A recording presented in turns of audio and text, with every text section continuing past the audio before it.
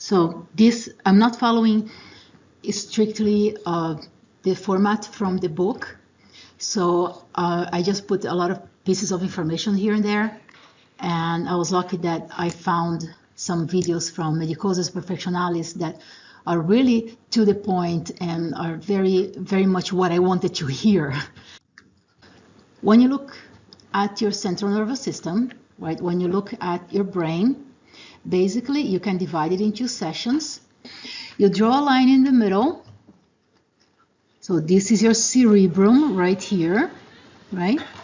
You should identify the parts of the brain, right?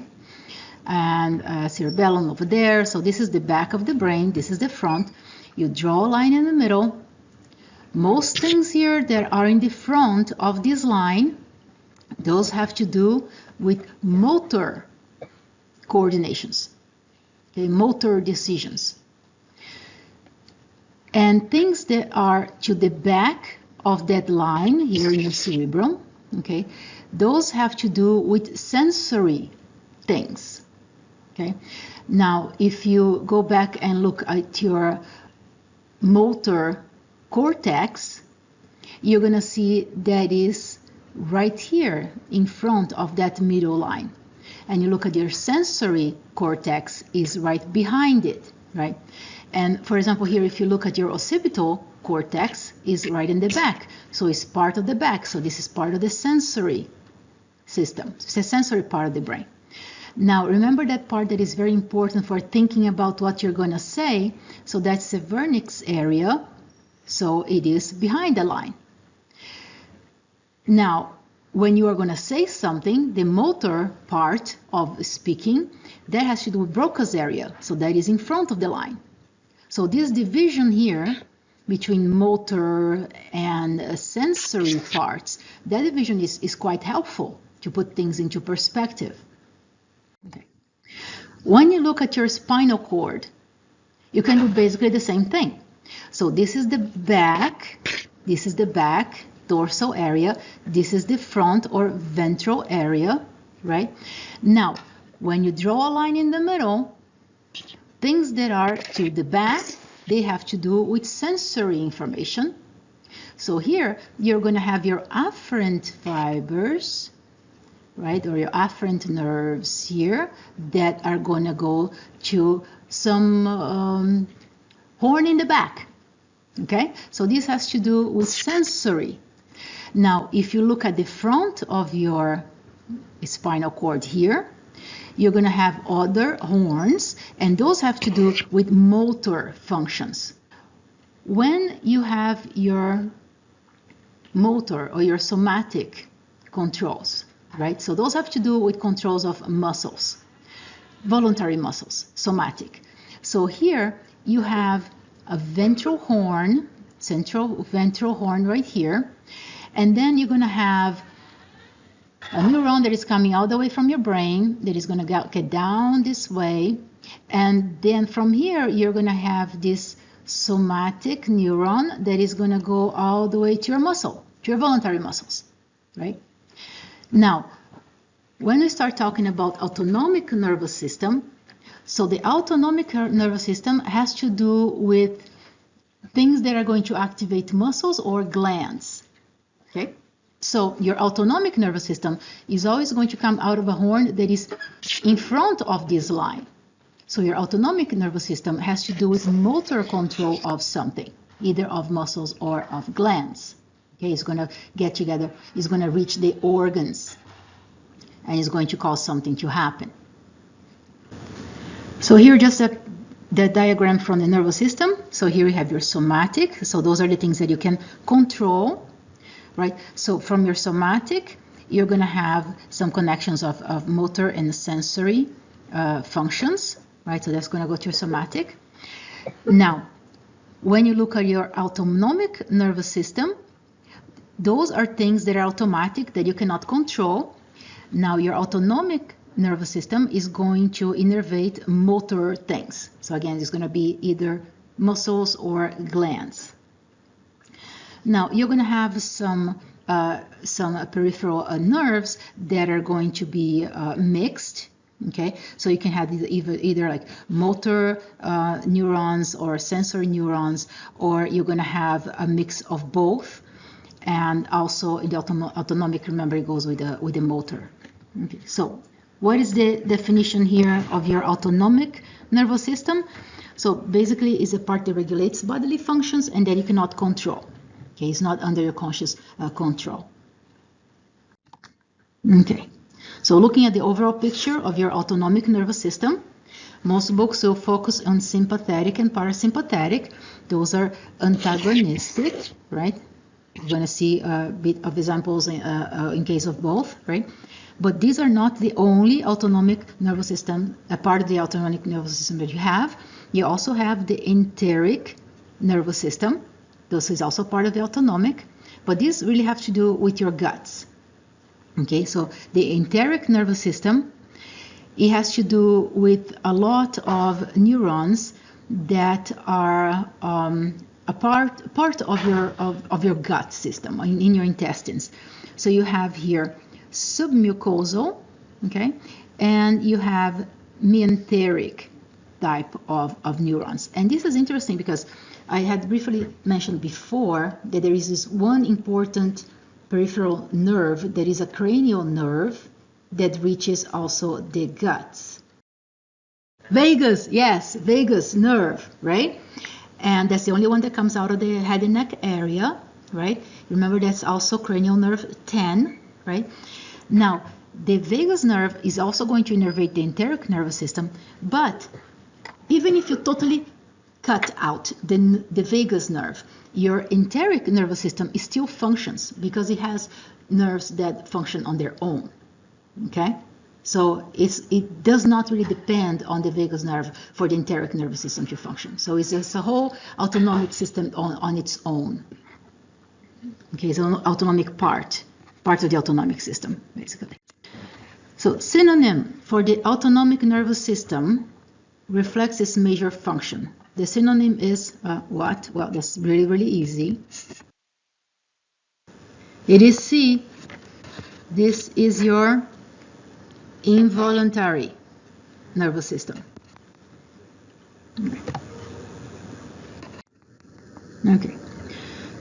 So we're talking a lot about nerves, right? So we have looked before at your cranial nerves, right?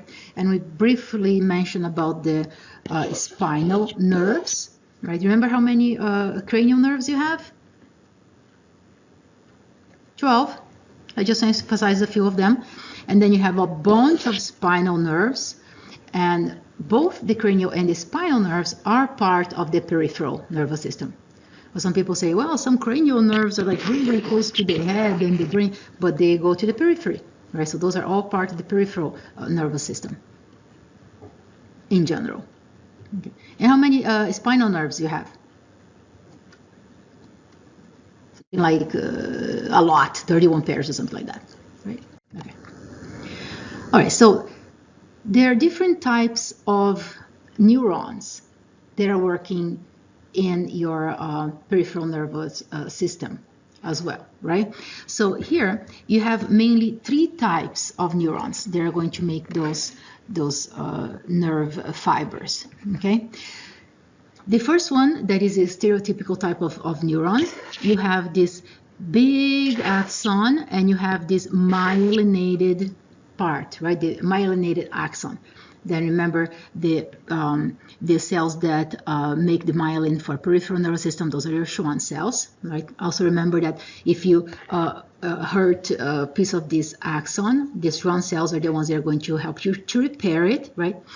Mainly those myelinated axons, they are very important for very fast conduction. Remember, the type of action potential that goes down this axon is that type that is called the saltatory. That is more like diving through really, really quickly, right? The saltatory transmission action potential. So these guys, they are myelinated and kind of fat, like big neurons, neuroaxons, right? Those are type A fibers. Okay, so those are very thick and very, very fast type of impulse conduction. How fast? Well, about 100 meters per second. That's fast. That's really, really fast, right? And you can imagine that if you want to coordinate some fine muscle type of movement, like for example, if you play an instrument or if you play the piano and you want to play some of those very challenging, fast pieces, you want your fingers to respond very, very quickly. So the type of nerves that are going to get to your neuromuscular junction, those are going to be thick and myelinated. So those are the type A or alpha type of axons, okay? Then in comparison, if you have an axon that is not as, fiber that is not as thick and very thinly myelinated, so myelinated but not that much, so you put them in a category of B type of myelinated fibers. So those are thin, and the saltatory type of conduction that they carry is not as fast. It is still fast, but not as fast as the thick and myelinated type A. So type B, if you compare how fast they travel, type B is going to go like 10 meters per second. So these guys are fast, but not as fast. And then you look at this other type of axon that is not myelinated. So those are your unmyelinated. You call them type C. So they are thin, they don't have myelin, and they are slow. How slow? 1 meter per second. Okay, so that's slow. You're not going to have that in your somatic type of transmission because it would be way too slow. Imagine if you have to rely on this type of action potential in case of threatening situation that you have to run away really, really fast, you're going to become lunch, right? I mean, if you're talking about, some predator animal or something like that. Well, those are very slow ones. So different type of neurons, and you're going to find they serve a certain purpose depending on what they are used for, right? Okay, so here the overall picture again of your peripheral nervous system, right? So we're talking here about motor something, right? Some motor division. You had the somatic one that you can control. So here really we're focusing on the autonomic, and we're mainly focusing in these two subdivisions. So we're not looking at the enteric one here, not looking at the enteric nervous system, just looking at sympathetic and parasympathetic, like briefly.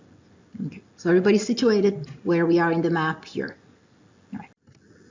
Okay, so sympathetic.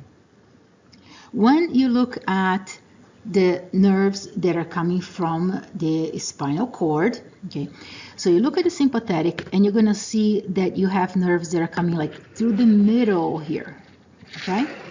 So you have here certain areas that are going to be thoracolumbar, basically, thorax and lumbar, okay? So these nerves are going to innervate the organs, and they're going to come from this area here. When you activate the sympathetic nervous system, that is mainly when you activate this fight or flight type of response, and also the other F that people tend to not mention much, and the formal name of the other F is like fornication, F-U-C fucking kind of thing. That's the other F that usually is not mentioned, but it's also part of the sympathetic nervous system. It also takes a bit of parasympathetic, but you think mainly sympathetic. Okay, now this here is going to activate certain areas of the body that you need to run away from things. Okay, so we're going to see that the message is going to be sent to certain organs that are going to help you to run away, that is going to be stimulatory. And the message that's going to be sent to certain organs that are not vital to keep you alive at that moment, that's going to be inhibitory. Okay? So things that you're going to want to stimulate when you have to run away from a certain situation is, for example, your cardiac output. So you're going to stimulate your cardiac beat to go a bit faster. Okay? And you also want your major muscles to work really well. So you're going to have dilation of your blood vessels that are supplying your muscles, okay? Because you need blood if you in those muscles if you're going to run really fast. Okay? On the other hand, vessels that are supplying your skin, they are not very vital to keep you. Right? You don't need your blood vessels keeping your skin nice and pinkish if you just have to run away from something. So blood vessels that are at the surface, at the peripheral surface, those are going to be constricted. That's why when somebody's afraid, you look at them and they look pale, because the blood vessels at the surface, they got constricted. Okay. Now, if you look at your lungs, if you look at your lungs, are the lungs here? Okay, the lungs are missing here, but the lungs should be here, okay, so you're sympathetic. You want to be breathing really well because you want to supply oxygen to your blood so the oxygen can get to your muscles and you can run, right? So you have certain bronchodilation that is also part of your sympathetic response. So if you just think about all the things that have to be working so you can run away from a dangerous situation, that is the action of your sympathetic nervous system. Then on the other hand, if you look here at your parasympathetic nervous system, and as I mentioned, they are also they are contradictory. So when one is activated, the other one is suppressed. Okay. So if you activate your sympathetic, your parasympathetic gets suppressed. If you are not running away from a dangerous situation and you activate your parasympathetic, so now your sympathetic is going to get suppressed. And as you're going to see, there are several differences, anatomical and functional, of the parasympathetic. If you see here, the nerves that are coming out from the CNS, for your parasympathetic, you're going to have nerves that are up here and nerves that are down there. Okay, so you don't have this middle area of the spinal cord that is starting nerves to go to your parasympathetic. Okay, so this is like the first difference, anatomical difference, which you'll have more slides later. Now, what you're going to have? You're going to have this relax and enjoy your meal type of response when you activate the parasympathetic. So if you're relaxing, then you want your heart rate to slow down, you know, you don't have to run away from anything. And you activate your digestion, your GI, or gastrointestinal organs. So the response is basically opposite, as you see with the sympathetic. Regulation of the heart rate at low normal levels is achieved by which one of those? So you're keeping your heart nice and calm at a low level. It is A. That's your parasympathetic division. Okay. So now let's see here. Effectors, right?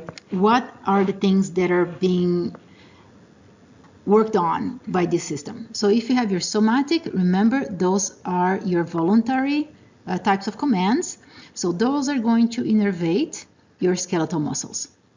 Now when you look at autonomic, now you're going to innervate cardiac muscle, smooth muscle, and glands.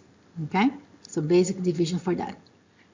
All right, so I really like this comparison right here from Medicosis Perfectionalis. When you look at somatic, or things that you can control, you always find things in ones. When you look at autonomic, you always find things in two when you're looking at sympathetic and parasympathetic. Okay, so let's see here. When you look at the type of system that you have, okay, so somatic is one, voluntary somatic, same thing. Now you look at autonomic, you have these two divisions, sympathetic and parasympathetic.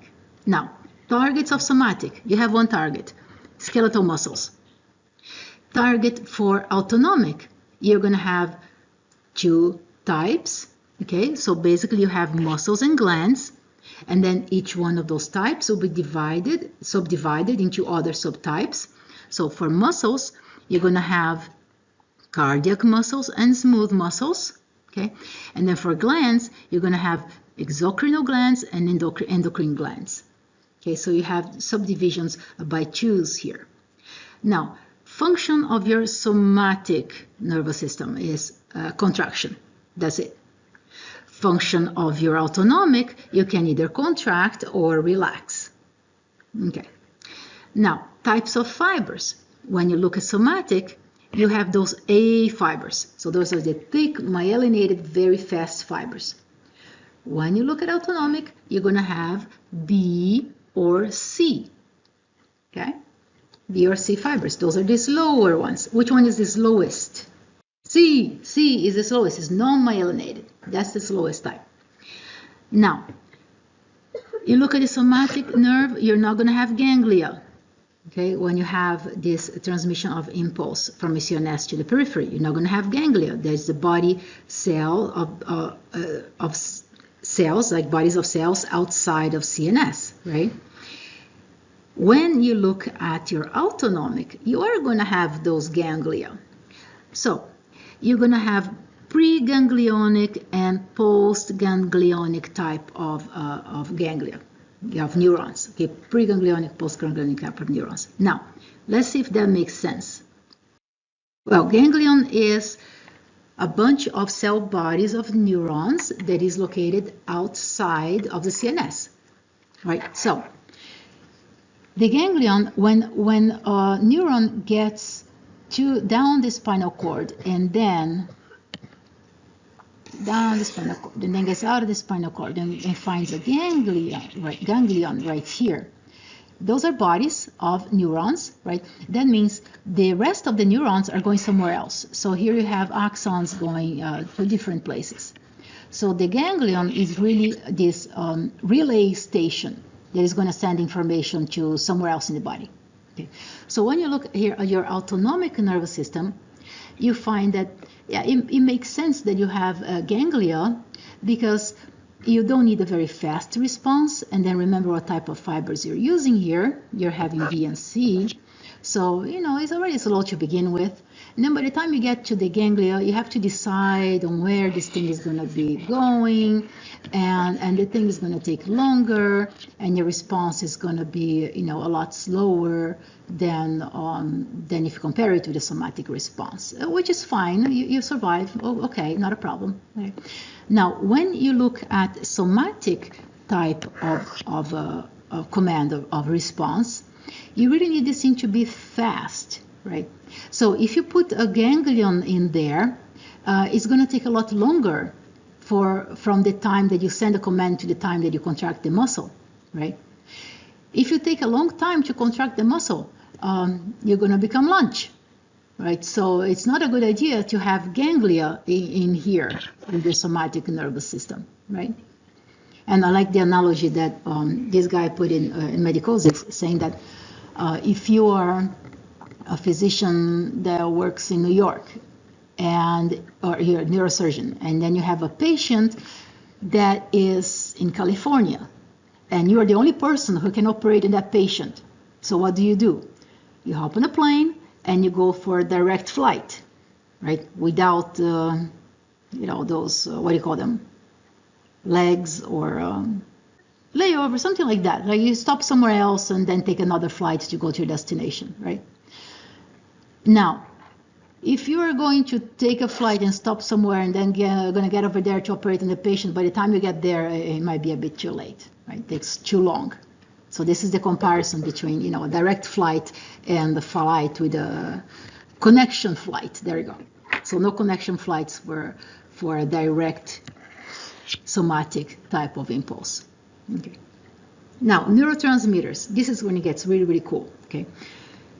For the somatic nervous system, use one neurotransmitter, and that is acetylcholine. And we have seen this before when you look at neuromuscular junction. Everybody should be very familiar with that, right? Now, when you look here at your autonomic nervous system, you have two types of neurons. You have acetylcholine or norepinephrine, okay? Acetylcholine or norepinephrine. And we're going to see the division, how they go to each one of those subdivisions. Okay. All right. So, somatic is voluntary. Autonomic, you don't control it. Involuntary. When you do somatic nervous system command, you're the operator on what's going to happen. If you compare it to the autonomic is basically the coordinator of what's going to happen afterwards. Okay, this part of the spinal cord I'll mention later. Or basically, somatic is in the front, so anterior horn, and autonomic, you're going to have the lateral horn, and remember those have to do with motor functions, right? So autonomic is not going to be sensory; it's going to be motor functions as well. But it's going to be on the lateral horn, not in the anterior one. Okay, and remember the type of fibers. Somatic very fast, and then your autonomic is going to be a bit slower. All right, so here. Again, thick myelinated with A fibers, we mentioned that. So here I mentioned also the anterior ventral horn cell, which is right here. Okay, right here. And then you're going to go to lower motor neuron, and then you're going to go and reach the muscle. Remember, lower part, this has to do with motor function. Autonomic is motor. Okay, so here again, two horns. You have here your somatic horn, and your lateral one is for your autonomic nervous system. Now, when you look at the back, okay, so you're going to have those nerves that are going to arrive at your spinal cord.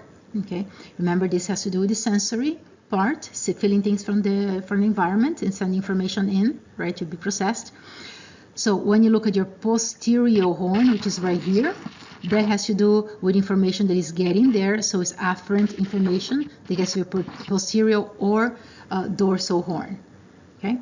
Now, when you look at the ones that are in the front, that are anterior. So you have also another name. This is ventral, right? Because here are the guts. Okay. So you're going to have here your motor ones. So somatic is in the front, and lateral is your autonomic. Okay.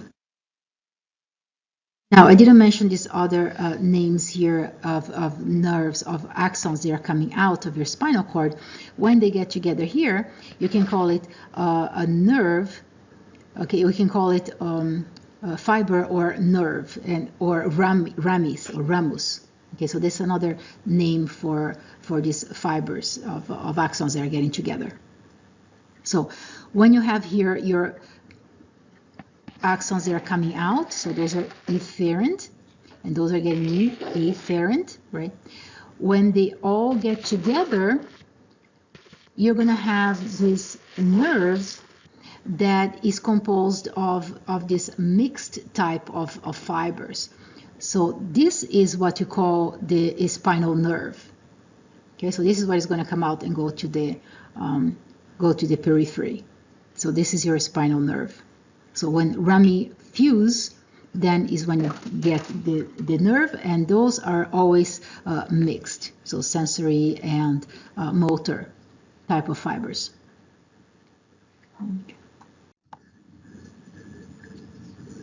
Okay, so now I'm starting to look at pathways. This one I mentioned before about the non-myelinated and myelinated. So this was straight from your book, showing again what you have, what is a ganglion. You're going to have your nerve cell body, right? So when you're talking about those neurons, if the neuron is positioned before the ganglion, you call it preganglionic neuron. Then, so this is going to the periphery from the CNS. When the neuron has the body in the ganglia and are coming out of it, so you call this postganglionic neuron. And then the postganglionic neuron is the one that is going to reach the target tissues. They can be muscles or glands. So here, again, when you look at the shape and at the neurotransmitter that is used at your somatic nervous system, you know that your neurotransmitter is acetylcholine, and the type of reaction that is going to have is always excitatory. So when you put acetylcholine at the neuromuscular junction, you're always going to have some excitation or some muscle contraction. So here, looking again at this preganglionic and postganglionic fibers. So this is the part that I usually don't find some explanation in some textbooks. I only find the description, okay? And this is the part that should really make sense in your head, okay? So when you have your preganglionic fibers, okay, those neurons, they're always going to release acetylcholine, okay? So you're talking again about your autonomic, okay, autonomic nervous system. Now, preganglionic fibers is going to be acetylcholine. And why we're not talking about somatic? Well, because remember, you don't have ganglion. You don't have ganglia for the somatic, okay? So this is autonomic. Now, preganglionic acetylcholine. So preganglionic acetylcholine. Now, if you look at your parasympathetic nerves, what's going to happen? You're going to have acetylcholine that is released from your preganglionic, and you're going to have acetylcholine that is released from your postganglionic as well. And that's going to go to your effector target. It's going to go to the organ, okay? Now, sometimes the ganglia is located very close to the organ, and then sometimes the ganglia are located inside the effector organ. Now, why would that make sense? Let's say if you're sending a message from your parasympathetic, rest and digest, okay, and you really want to rest and digest, so you want to send in kind of a strong message. What's going to happen here? If your ganglion here is inside of your target, your presynaptic neuron is going to start releasing acetylcholine. Now remember, this thing here now is inside, okay? So your ganglion is right here. So now you're going to have acetylcholine, let's put it in red. It's going to be released right there, okay? And then your postganglionic neuron is here, and also is going to release acetylcholine in your target. So you end up with two places of neuronal endings that are releasing acetylcholine. And that is going to contribute to the summation, right? Summation principle here. So you're having the same neurotransmitter that is being released at the target organ. So this is a really good thing. You can have some acetylcholine that comes out of the presynaptic and some acetylcholine that is coming out of the postsynaptic. Okay, good thing, very effective. All right, now let's see what happens here with your sympathetic neuron. The sympathetic ganglia are very, very close to your spinal cord. Okay, so they're going to be like here. Here is showing that is not very close. It's like over there, but let's say it's very, very, very close to your CNS. Okay, why? Because from your presynaptic or preganglionic neuron, you're going to release acetylcholine. That's the same thing. Sympathetic, parasympathetic, preganglionic, always acetylcholine. Now, your postganglionic is going to release norepinephrine. It's also called noradrenaline, okay? Which is very similar to adrenaline norepinephrine. It's not quite the same, but it's very similar. If this neurotransmitter is coming from a neuron, so then it is norepinephrine or noradrenaline, okay? Now, so this postganglionic thing, neuron is going to secrete noradrenaline, and that is going to have an effect in your organ. Now remember that your organs are being innervated from sympathetic and parasympathetic nerves, and they have to balance each other. They are contradicting each other. So if you have norepinephrine that gets to your effector organ is going to behave a certain way. And of course, at that time, you don't want acetylcholine to be released there, otherwise your organ is going to behave in the opposite way, right? They're contradicting here. Imagine if you had your ganglion inside, for your sympathetic, inside of your effector organ. Now it's going to be a problem, because if you have acetylcholine being released at the same time that noradrenaline is being released, your organ is just going to get very confused. It doesn't know if you should have acetylcholine or parasympathetic or sympathetic type of stimulation. Okay, so it makes sense that the ganglia are very far away from the target organ. So now when you look at the overall picture and you say, oh, the description says that my preganglionic neuron has a very long axon, and then you have ganglion, and then a shorter one that goes to the effector. And then you keep on reading the book and says, oh, my sympathetic axon for the preganglionic is very short, and the other one is very long, and now you have to just hope that you don't mess them up in your head during the test, right? Which is not a very effective way of learning this thing. So keep in mind what is the neurotransmitter that is being released by each one of those divisions. Okay? If it is the same neurotransmitter, then it makes sense that ganglion can go into your effector organ.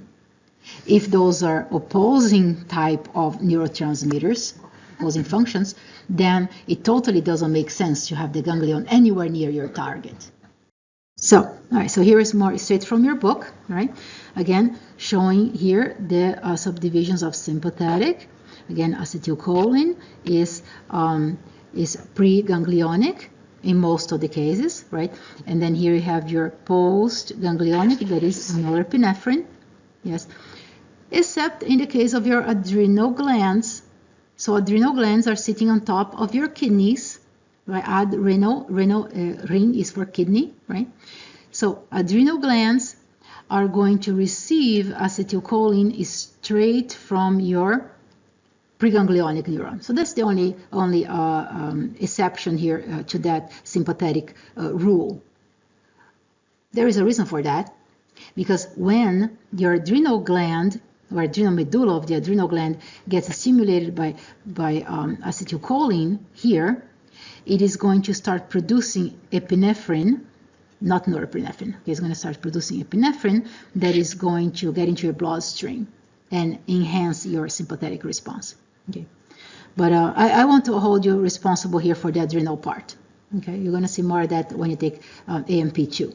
So as a rule of thumb here, let's focus here on your sympathetic having a very short preganglionic and a very long postganglionic that secretes norepinephrine.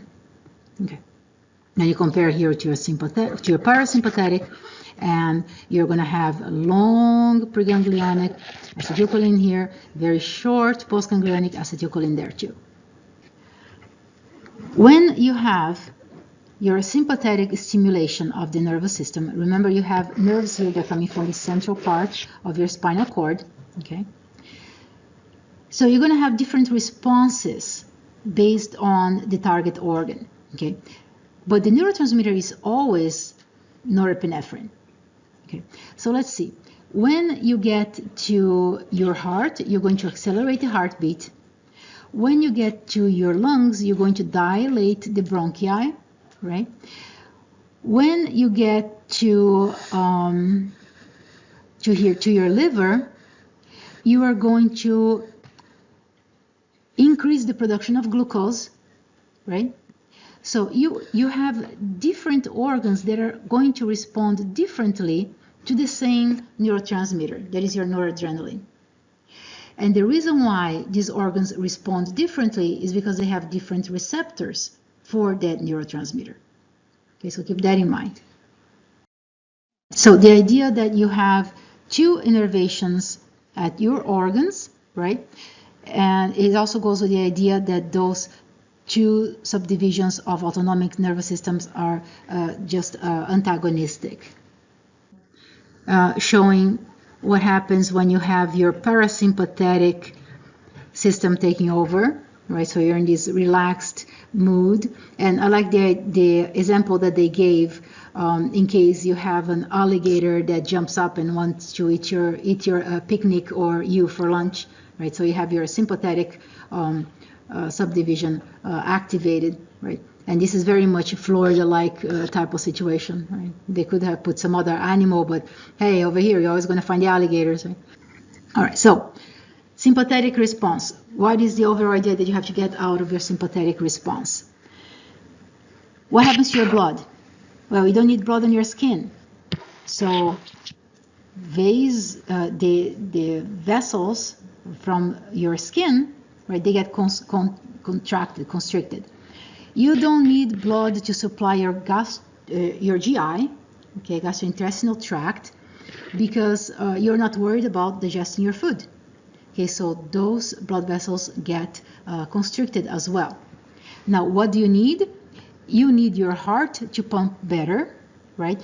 So now those blood vessels that are supplying your heart, those are going to dilate. Okay? So coronary vessels, coronary arteries dilate because of norepinephrine. Okay? While everywhere else in the body that is not vital, they constrict. Okay? Now, skeletal muscles, blood vessels, right? Your arteries, they're supplying your skeletal muscles, they're also going to dilate, right? When you compare to the rest of your body that has all of those blood vessels constricting, okay? So different types of reactions, different types of responses. And this is when you think, well, but those are all blood vessels, and this is all the same neurotransmitter. How is it that they're responding differently? Well, those blood vessels have a type of receptor that is going to allow dilation.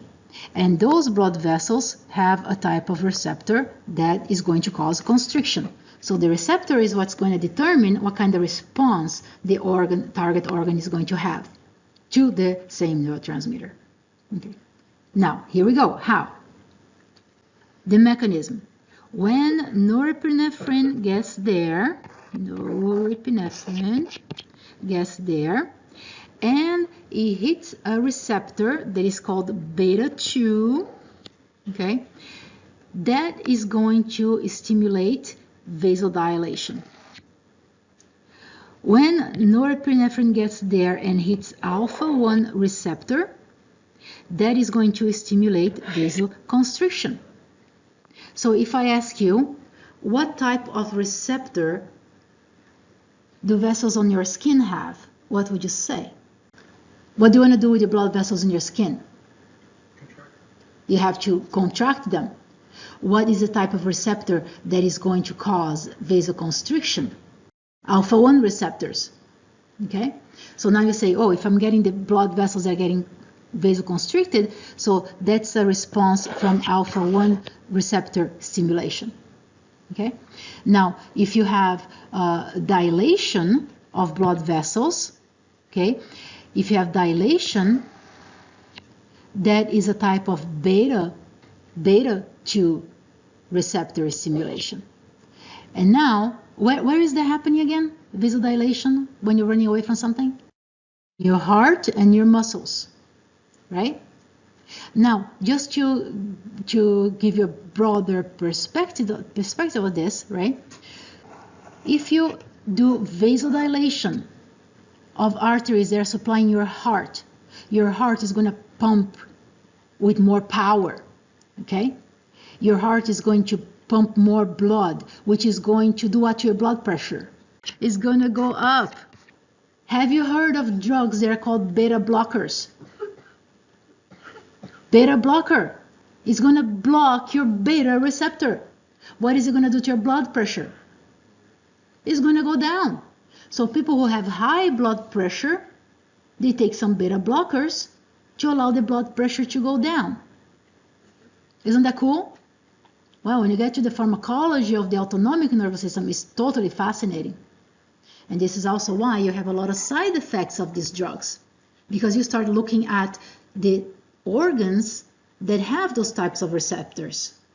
And then you're going to say, oh, if I have something like this in my heart, do I have something similar somewhere else in the body? The answer is yes. So every time you take a drug that messes up or tries to control areas of your autonomic nervous system, you're going to have a lot of side effects that come with the drug. Okay? All right. So now looking at the overall picture of your sympathetic response, okay? When that happens, you have the overall system that is going to undergo catabolism. You're going to break down your energy storage because you need to run away from something. You need to keep yourself alive. Okay, so overall response of your sympathetic nervous system is isolating glucose from your liver, so that is glyconeogenesis.